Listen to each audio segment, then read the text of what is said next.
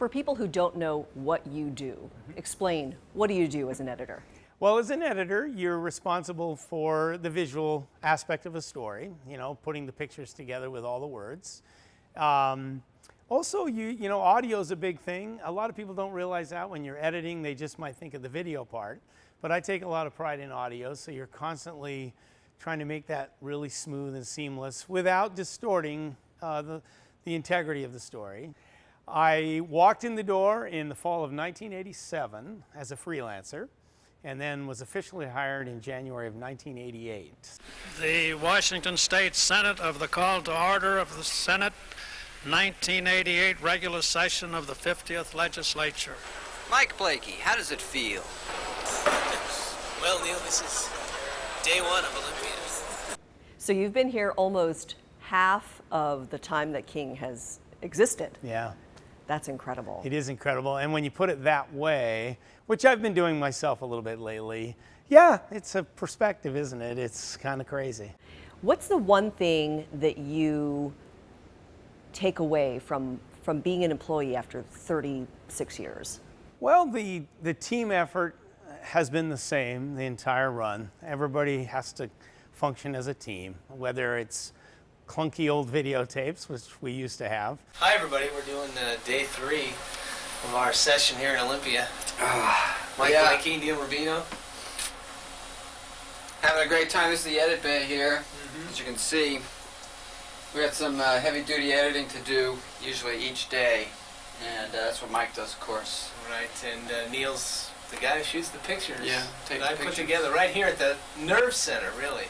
Or the streamlined computer technology, which we currently have. So yeah, the teamwork never changes, but I do think, touching on the technology, we can certainly do more in less time now.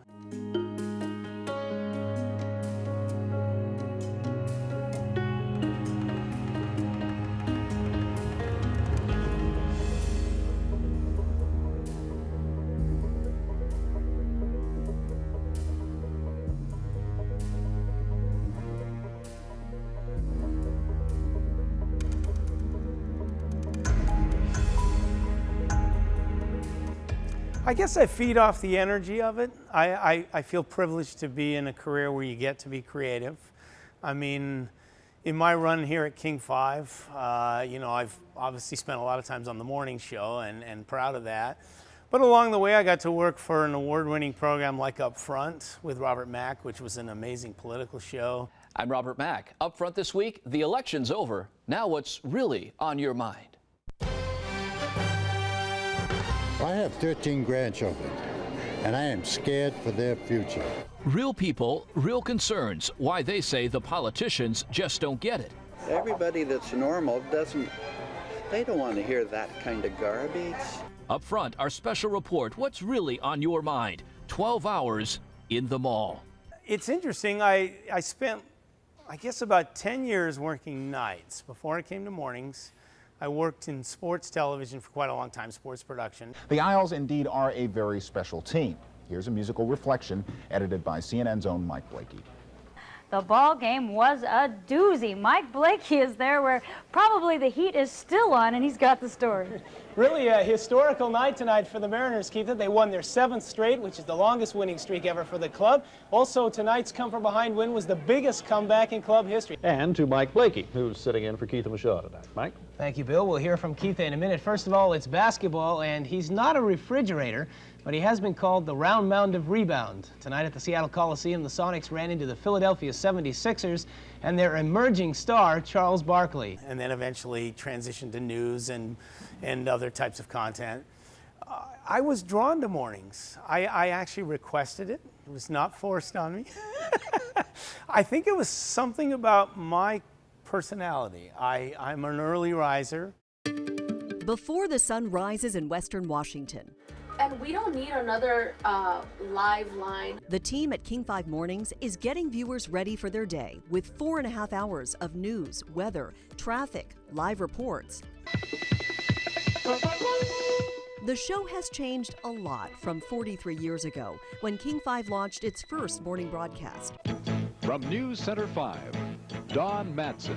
Don Madsen anchored the show in 1980 with Jeff Renner forecasting the weather and traffic reports from Sky Twin Traffic.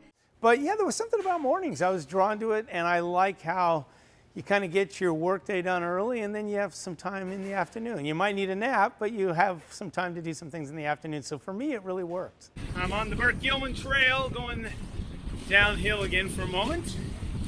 This is through the second of 2 tunnels on my journey today. I live in Woodinville, and when I do my outdoor skating, I usually skate on the Sammamish River Trail towards Redmond. But you know, every once in a while it's nice to mix it up, so I go the other way and head towards Seattle. What's nice about mornings, I think we have a lot of variety of content. We do serious news, obviously we have to when something's breaking overnight. But I like how we mix in segments that are more of a profile nature of someone in our community.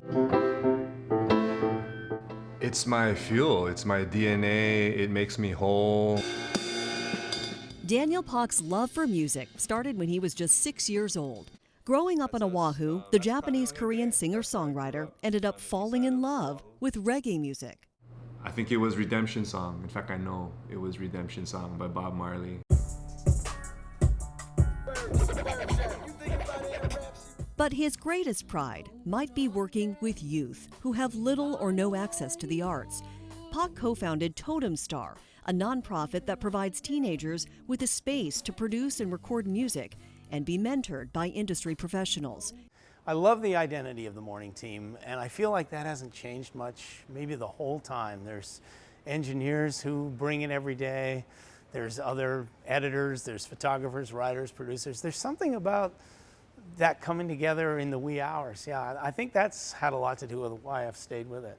You know, for me, the piece, when it hits the air, the editing should not be noticeable. You should, as a viewer, be able to just watch it and the story just sort of unfolds before your eyes. And then for me, that means, all right, all the hard work was done and the viewer doesn't notice it. So as an editor, you want to strive for that. You want the piece to just kind of flow, but yet they don't really notice the edits. I was about 10 years old, and we were at home in Lubbock, Texas, and I was watching TV with my dad, who was so into this. It was black and white TV. He was a career Air Force pilot, so he was super into the whole idea of the technology, the courage of these pilots who became astronauts, you know. He felt very patriotic and competitive about it. And I remember him recording it on a cassette recorder. He wanted the audio, the sound of it, so he could relive it over and over again. Of course, you know, today we'd have it taped or we'd put it on, you know, whatever it is on demand, but that's how into it he was. I was just a little kid, I was 10, so I grew up with the Jetsons. I thought this was the way things were. Of course we'd send a man to the moon, what's the big deal? But through his eyes, I got to see what an achievement it was, and that was really special. Okay, Neil, we can see you coming down the ladder now. That's one small step for man, one giant leap for mankind. You know, it's one of those things where you think, am I really seeing what I think I'm seeing here? I just thought it was really moving, even as a kid. And I just remember, again, my parents being so proud. And I think, you know, coming from a military family, that connection too made it really special. And I remember my dad saying, it's a whole new world. It's going to be different now.